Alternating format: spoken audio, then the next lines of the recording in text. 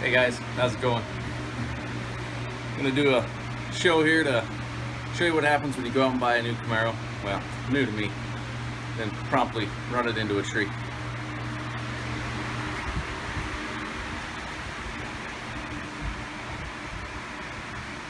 Made a mess of it, bent the frame, totaled the car.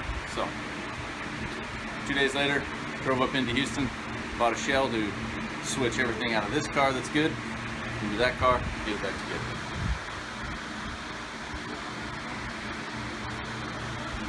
Okay, with no engine and trans, we're gonna pull everything out of the black car, put it in the green car.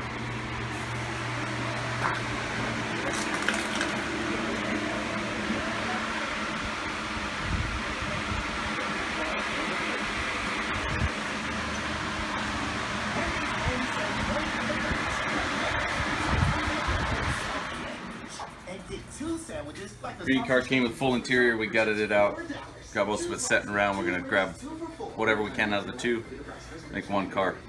Probably paint this one as we get done with it to match the black.